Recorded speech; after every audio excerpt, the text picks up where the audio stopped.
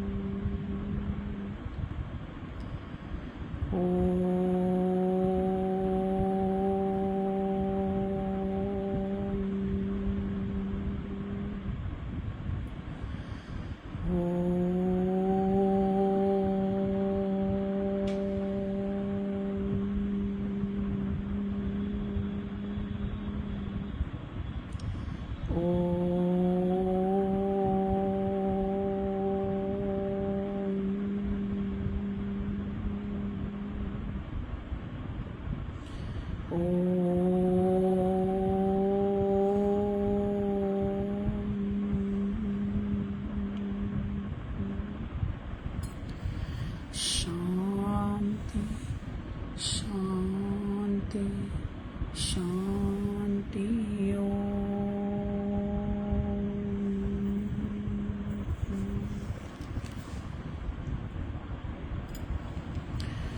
तो thank you भी करना है। Thank you God, thank you God, thank you God, thank you God, thank you God, thank you God, thank you God, thank you God, thank you God, thank you God, thank you God, thank you God, thank you God, thank you God, thank you, thank you, thank you. शुक्रिया, शुक्रिया, शुक्रिया। धन्यवाद, धन्यवाद, धन्यवाद। कोटि कोटि कोटि कोटि धन्यवाद।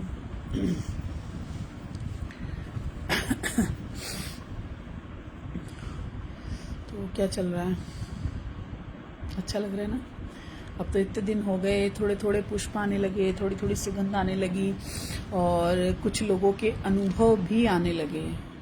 जैसे अभी तक तो ये लग रहा था ना कि नींद की गोली है, लेकिन अब नींद की गोली के साथ लोगों के थोड़े थोड़े व्यूज ये आ रहे हैं कि हमें मतलब कुछ ऐसा रास्ता दिख रहा है, क्योंकि हम जैसे जैसे अपना ध्यान वहाँ से हटा के उस तरफ लेके जा रहे हैं कि हम नाम जप कर रहे हैं, या किसी का नाम जप करने का समय नहीं मिल रहा तो हम जो काम कर रहे हैं खाली उस काम से ही हमें इतना रिलैक्स लग रहा है कि हम वो काम करते समय हमारे दिमाग में ये है कि वो प्रभु का काम है।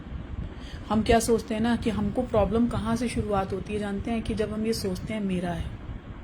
जब आप मेरा कहेंगे तो परेशानी कभी खत्म ही नहीं होगी। और कभी कभी क्या होता है ना, जैसे हमारे यहाँ कोई गेस्ट आता है तो हम उसके लिए अच्छा अच्छा खाना बनाते हैं और बहुत एनर्जी से बनाते हैं, फुल एनर्जी के साथ हम उस काम को करते हैं। क्यों? क्योंकि हमें लगता है कि हमें उसे खुश करना है, उसकी पसंद का बनाते हैं, उसकी तरह उसको मैनेज करने की कोशिश करते हैं कि उसे, और वो होता है।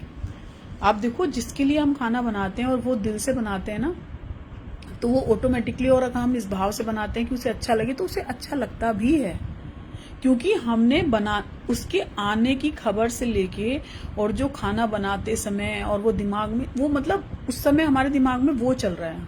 हम नहीं चल रहे ना, भगवान चल रहे हैं, वो चल रहा है। तो वो खाना भी उसे लेवल का बनता है। अगर आपको पता चल जाए ना इसको मीठा खाना पसंद है, तो उस खाने में उसी तरह का स्वाद पनप जाता है। और यही चीज बार बार जो मैं कह रही हूँ, जीवन के साथ भी जीवन के बाद भी, तो यही चीज अगर हम प्रभु को लेके चलते हैं और हम ये सोचते हैं कि ये खाना नहीं, ये प्रसाद है, तो उस खाने में वो अमृतत्व, जैसे हम क्या कहते हैं, हम खाना बना रहे हैं, खाना लगा दूं, खाना परोस दूं, खाना ये कर दूं, तो क्या होता है, वो खाना ही रह जाता है ना। और भगवान के लिए हम क्या कहते हैं, भोग बन रहा है, भोग लगा दिया तो प्रसाद हो गया। देखो, खाली ये जो यहाँ की थॉट्स है ना, ये ही हमारा सारा काम करती हैं कि हम क्या कर रहे हैं, कैसे कर रहे हैं। वर्डिंग्स का, शब्दों का बहुत फर्क पड़ता है हर जगह, कि आप शब्द क्या बोल रहे हैं, किस तरह उसका प्रेजेंटेशन हो रहा है।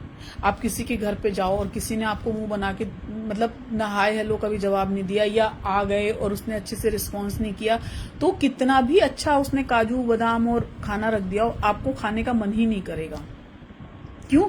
क्योंकि इंटरनली वो नहीं चाह रहा है आपको, आपकी मजबूरी है। तो हम जब किसी भी चीज को कर रहे हैं ना, सबसे पहले तो भाव यही रखें कि हर रूप उसी का रूप है। ये जितना नूर हमारे ऊपर है, या हम जो जी रहे हैं, चल रहे हैं, खा रहे हैं, ये सब उनकी कृपा से हो रहा है। और अगर हम वो चीज नहीं करेंगे ना, तो कहीं ना कहीं, और क्यों, देखो आपके अंदर वो मलिनता क्यों आती है? क्योंकि हम कहीं ना कहीं पिछला अतीत को लेके बैठते हैं। अतीत को लेके बैठेंगे तो रोते ही रहेंगे, जिंदगी भर रोते रहेंगे। मैं भी बहुत रोई हूँ, याद आ जाता है तो आज भी रोना आता है, ऐसा नहीं कि नहीं आता। पर यह है कि ईश्वर के नाम से इतना है कि जैसे वो समय पहले 24 घंटे रहता था, फिर 6 घंटे हुआ, फिर 4 घंटे। अब क्या होता है कि वो थोड़ी देर के लिए आता है, क्योंकि हम भूल नहीं सकते, इंसान है। जो चीज हम जी चुके हैं वो हमारे अंदर है कहीं ना कहीं, बट यह है कि वो थोड़ी देर के लिए होगी, और उसके बाद उससे एक रास्ता भी मिल जाएगा कि अगर ये नहीं मिला होता तो हम प्रभु से कैसे जुड़े होते, है ना। तो कहीं ना कहीं सुख के साथ दुख, लाभ के साथ, ये सारी चीजें एक साथ चलती हैं, प्लस माइनस सब एक साथ चलता रहता है। और हम लोगों को क्या है ना, हमेशा प्लस प्लस देखने की आदत रहती है। अरे उस माइनस के पीछे का हिस्सा आधा खाली है, तभी वो माइनस हुआ है। प्लस में ये चिन्ह आ रहा है और माइनस में क्या आ रहा है, सिर्फ आधा, ऐसे। तो उसका आधा हिस्सा कहाँ गया? उस आधे हिस्से को हम देखते नहीं है, जबकि वो है, लेकिन वो हम ब्लैंक कर देते हैं, क्योंकि हम पॉजिटिव नेगेटिव में खाली नेगेटिव पकड़ लेते हैं। नेगेटिव पकड़ लेते हैं तो वो चीज वहीं अटक जाती है। ऐसे क्या हुआ, एक बार एक वो थे ना मुगल जब ये राज्य था, तो वो क्या करते थे, आक्रमण करते थे और हिंदुओं के जितने मंदिर थे उनको क्षति पहुंचाते थे। तो एक बार एक राजा मुगल राजा था और वो हिंदुओं के मंदिरों पे आक्रमण किया और वहां से कृष्ण भगवान की एक मूर्ति थी, वो उसकी बेटी ने देखी और उसको बहुत अच्छी लगी, तो वो उठा के अपने वहां महल में ले गया।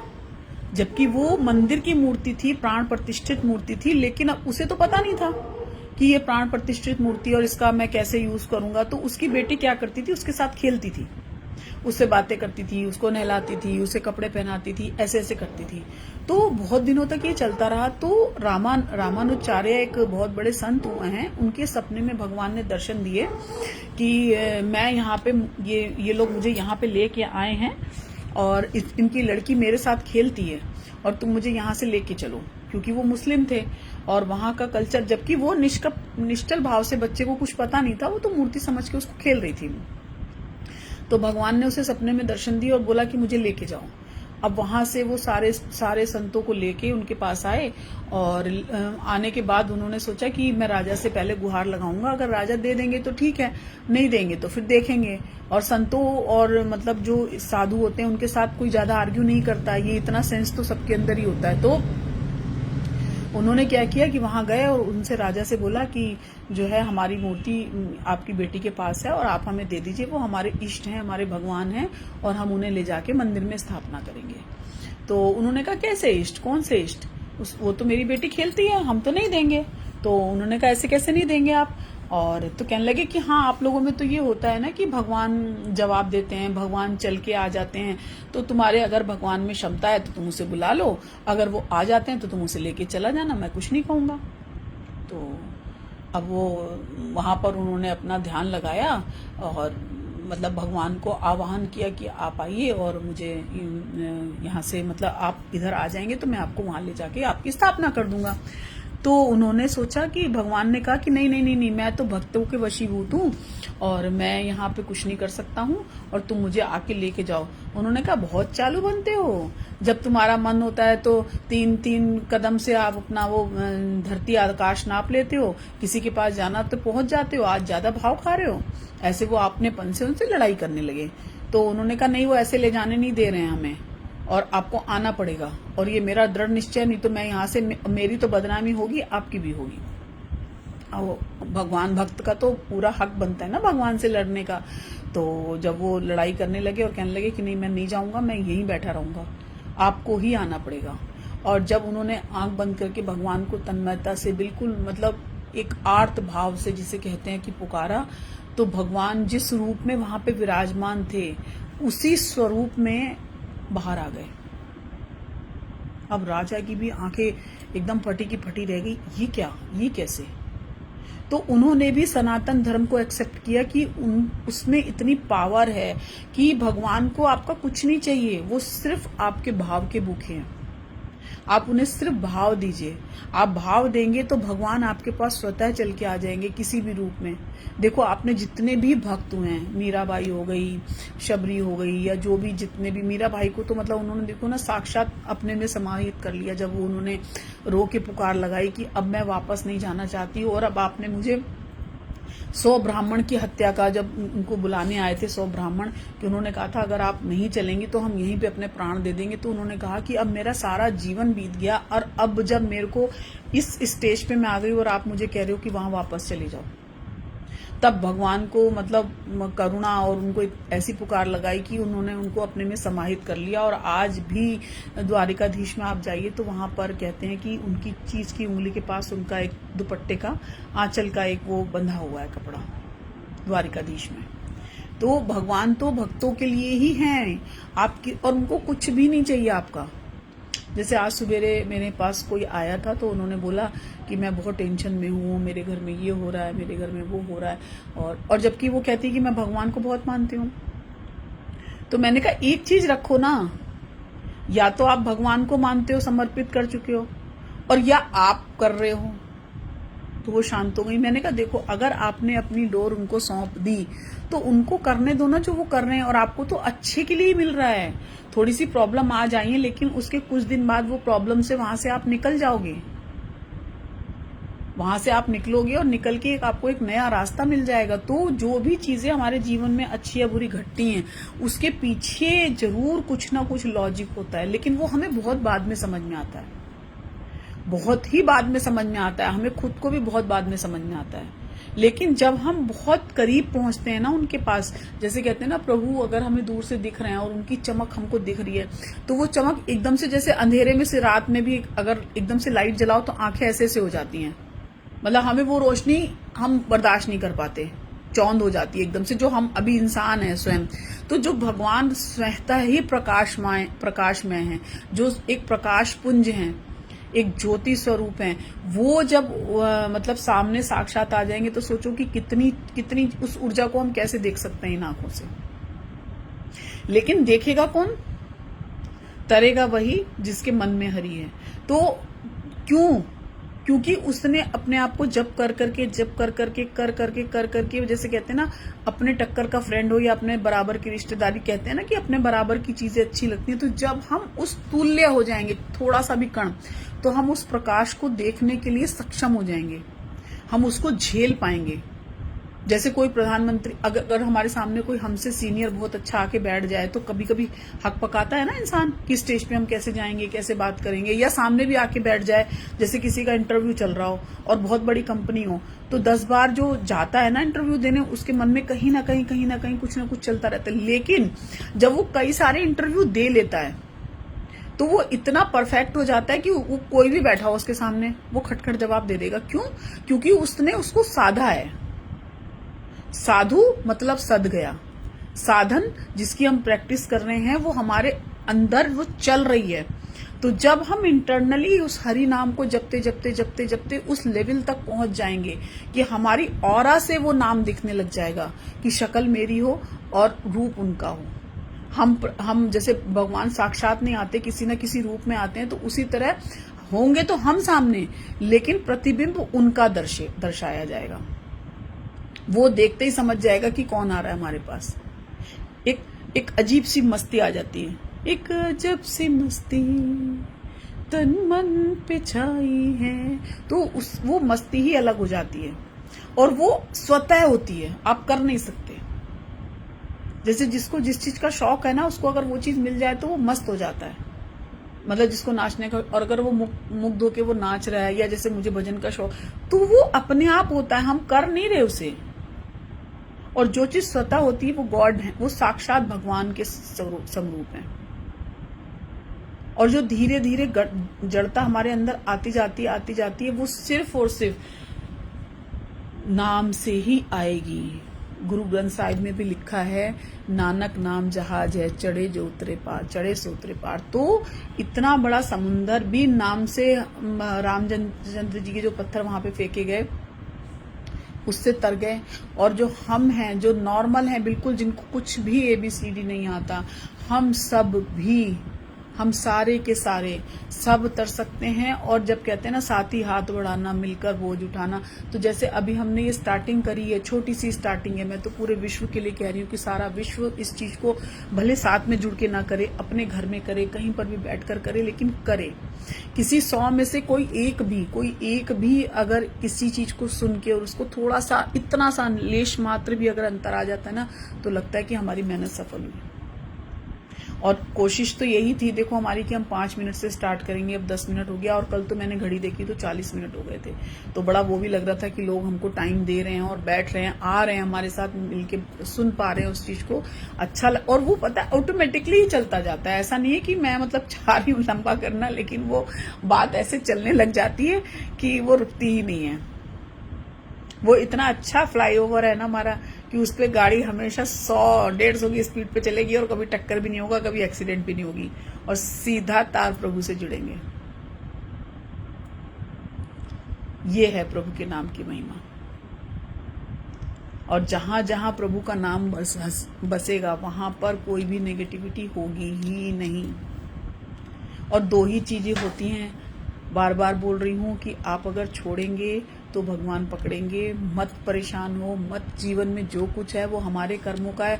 और हम, पता है क्या, अगर थोड़ा सा परेशान होते हैं ना, तो हम पिछली वाली चीजों को मतलब ये नहीं बोलते कि जो अच्छा मिला है हम उसके लिए थैंक्स बोल रहे हैं, लेकिन जो है, जो अभी हमारा चल रहा है, जो कि हमारा पिछले का हमें मिल रहा है, पिछली चीजों का हमें मिल रहा है, तो हम उल्हाने दे रहे हैं, तो हम आगे के लिए भी तो वही कर रहे हैं। तो जो जीवन हमारा पिछला था, जो जन्म हमारा पिछला था, आने वाला भी ऐसे ही होगा और उसके आगे आने वाला भी वैसे ही हो जाएगा, क्योंकि हम बीज ही वो बोल रहे हैं। एक बार क्या हुआ कि एक किसान था, उसके पास 2 मटके थे। पहले क्या होता था कि पानी वानी मतलब दूर से लाना पड़ता था, तालाब वलाब से, तो उनके पास 2 मटके थे और वो ऐसे बीच में ना डंडा लगा के जाते थे, एक मटका आगे और एक मटका पीछे, और वो पानी अपने घर तक लेके आते थे।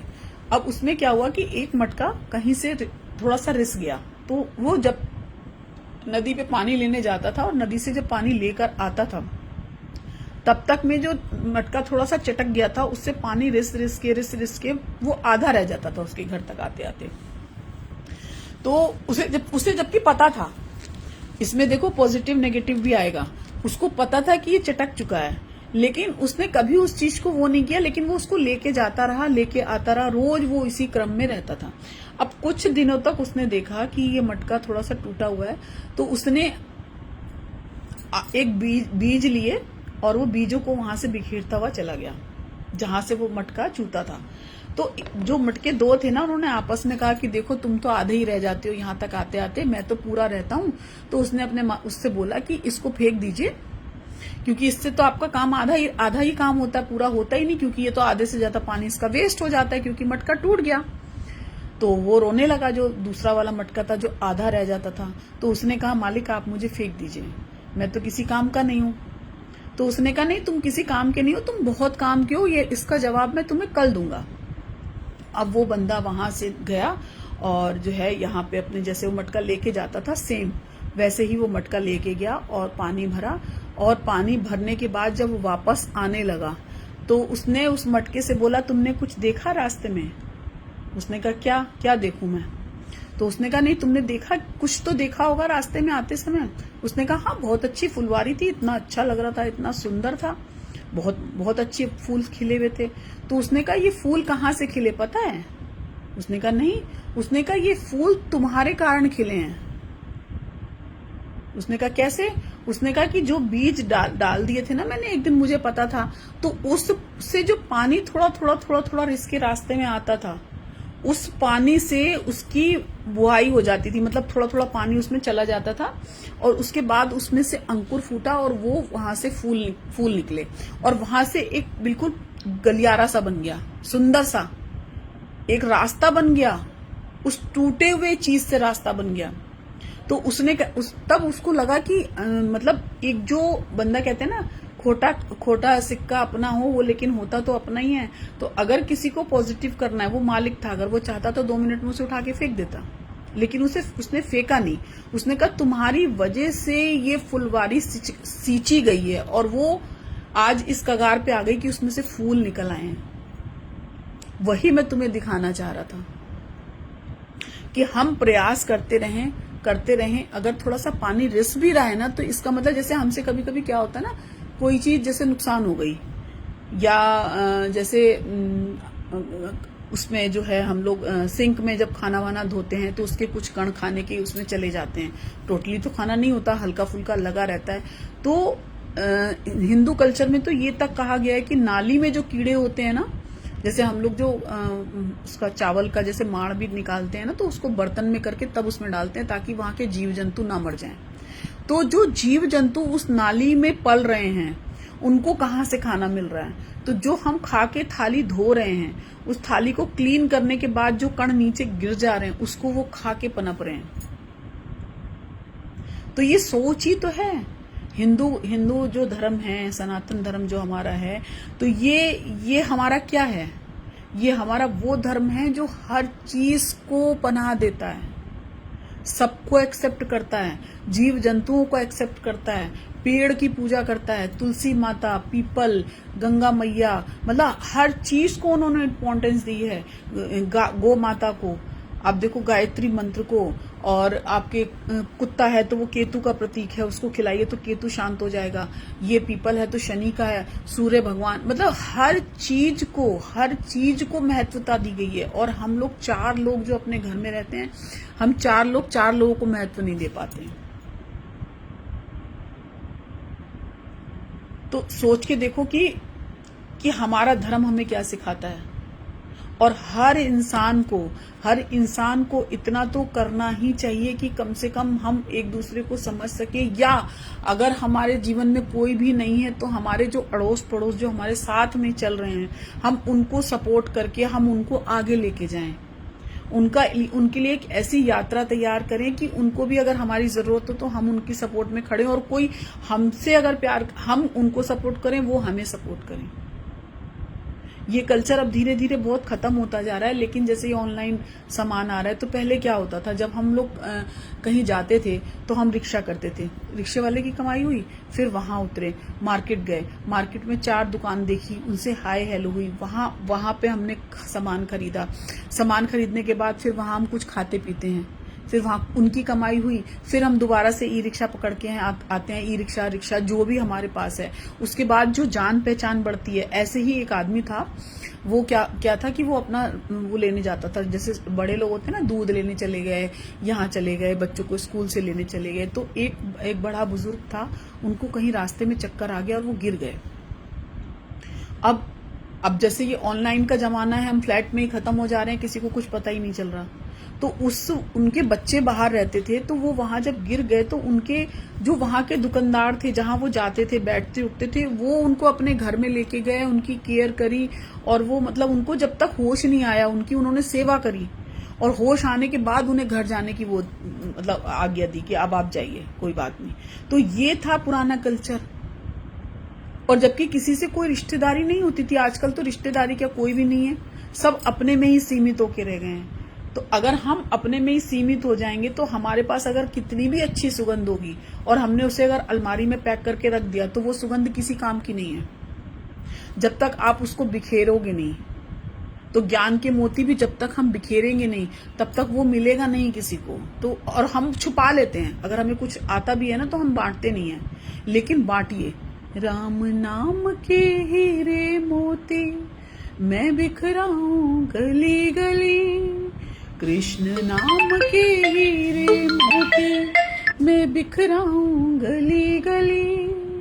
ले लो रे कोई राम का प्यारा, ले लो रे कोई कृष्ण का प्यारा, शोर मचाऊं गली गली। बोलो राम, बोलो राम, बोलो राम राम राम, बोलो श्याम, बोलो श्याम, बोलो श्याम श्याम श्याम। तो हर इंसान एक दूसरे का हाथ पकड़ता रहे, साथ में चलता रहे, जुड़ता रहे, और छोटी छोटी चीजें, छोटे छोटे अच्छे काम एक दूसरे को, ये मत सोचो कि बता के कुछ नहीं खराब हो रहा। कभी कभी बहुत सारी चीजें इसलिए भी बताई जाती हैं कि दूसरा इंसान उससे सीखे कि हमने ये किया है तो तुम भी ये कर सकते हो, इसलिए भी बताई जाती है। लोगों को ये लगता है कि अहम है तो वो जाने, लेकिन कभी कभी बहुत सारी चीजें इसलिए भी बताई जाती है कि हमने की है तो आगे भी वो ट्रांसफर हो और लोग उससे सीखें। अब मर्यादा पुरुषोत्तम राम थे, उन्होंने वहां जंगल गए, अब ये थोड़ी कि उनका महत्व कम हो गया, उनसे सीखें कि उनके पिता ने अगर आज्ञा दी तो उन्होंने मानी। तो छोटे बच्चे जो आज की जनरेशन है वो देखेगी और सीखेगी उस चीज को, तो उसको सीखने के हिसाब से बताया जा रहा है ना। और पता है वो ये वही लोग बोलते हैं जो खुद ये नहीं चाहते कि कोई आगे बढ़े, उनकी टांग खींचते रहते हैं। उनको लगता है कि ये देखना अपना बड़प्पन कर रही है। अरे बड़प्पन की बात नहीं है यहाँ पे, बहुत सारी चीजें। और पहले क्या होता था, अब माँ बाप कभी तारीफ ही नहीं करते थे बच्चों की, पीठ पीछे करते थे, सामने कभी नहीं करते थे। लेकिन अब वो जमाना नहीं है, और कोई अच्छा है कोई तो उसको पेट थपथपाने में क्या प्रॉब्लम है, क्या दिक्कत है, कोई दिक्कत है? अरे आप किसी का शाबाशी देंगे तो वो और उत्साह होके काम करेगा, ना कि उसको मतलब लात मार दो। तो जो नेगेटिव होंगे वही लात पैर खींचेंगे, लेकिन जो अच्छा होगा ना वो अपनी चीजों को बता रहा है, लेकिन उसका वो अंदर इंटरनली क्या लॉजिक है। और अगर हमारा लॉजिक अच्छा है, पॉजिटिव है, तो किसी को जो भी समझना है समझने दो, लेकिन आप अपनी बात कंटिन्यू रखिए। अब हम भी यहाँ पे ओम उच्चारण कर रहे हैं। फिलहाल इस स्टार्टिंग में हमारे पास 2, 4, कभी 10, कभी 20 या बाद में 150 लोग तक हो जाए तो कोई बात नहीं। कोई जुड़ेगा, बहुत अच्छी बात है, बहुत अच्छा है, अपने लिए हम थाली सजा रहे हैं। कोई नहीं जुड़ रहा है तो भी बहुत अच्छी बात है, क्योंकि हम ये कर्म भगवान के लिए कर रहे हैं, विश्व शांति के लिए कर रहे हैं। हम इसको दिखाने के लिए नहीं कर रहे कि इतने सारे लोग जुड़ रहे हैं तो ही बहुत अच्छा है, नहीं। हम प्रभु के लिए कर रहे हैं, अपनी आंतरिक शांति करने के लिए कर रहे हैं, विश्व शांति के लिए कर रहे हैं। विश्व, जो इतना बड़ा विश्व प्रभु ने बनाया, उसको थैंक यू दे रहे हैं, उसको हम समर्पित कर रहे हैं अपना ओम। तो इससे अच्छी तो कोई बात ही नहीं है, जीवन के साथ भी, जीवन के बाद भी। तो करते रहें और एक नियम बनाएं किसी भी चीज का। जैसे हमने 11 बजे का टाइम सिर्फ इसलिए रखा है कि हम रात को करें और सुबेरे तक वो हमारा कंटिन्यूसली चलता रहे, तो ये हमारा जागरण हो गया सारी रात का। जैसे छोटे छोटे हम कहते हैं हमारे पास तो है ही नहीं, हम कैसे भंडारा करें। कोई बात नहीं, आपके पास कुछ नहीं, 1 चम्मच चीनी तो है। आप पर डे एक नियम बनाइए कि 1 चम्मच चीनी कहीं पौधों के पास डाल दीजिए। कितनी सारी चींटियां खाएंगी और कितनी सारी दुआएं देंगी। जब किसी का पेट भरता है तो आप सोचिए कितनी दुआ निकलती है किसी से भी। और उस हाथी के अंदर भी उतनी ही आत्मा है, एक उस चींटी के अंदर भी उतनी ही आत्मा है। तो थोड़े थोड़े कर्म, 1 चम्मच चीनी पूरे 24 घंटे चलती है। आप करके देखो, मैं करती हूँ इसे पर्सनली, आप करके देखो, इसकी कितने अच्छे रिजल्ट्स आते हैं। कितने लोगों की दुआएं और आशीर्वाद से बढ़कर कोई धरोहर नहीं है आपके पास। इसे संजोएं, इसे संभाल कर रखें, और इसी के साथ सभी लोग खुश हों, स्वस्थ हों, संपन्न हों, आनंद में हों। और सभी लोग, जितने भी लोग जुड़े हैं, आज तो मनीषा भी आई हैं, मनीषा थैंक यू, शशि भाभी thank you, Rajkumar ji thank you. सभी लोग जो भी जुड़ रहे हैं और जो बाद में भी देखते हैं उनको भी बहुत बहुत थैंक यू। तो इसी के साथ सभी खुश हों, स्वस्थ हों, संपन्न हो, आनंद हो और बहुत बहुत बहुत शांति हो। सभी को भगवान अपने चरणों में स्थान दें। जय श्री राम, जय श्री राम, जय श्री राम।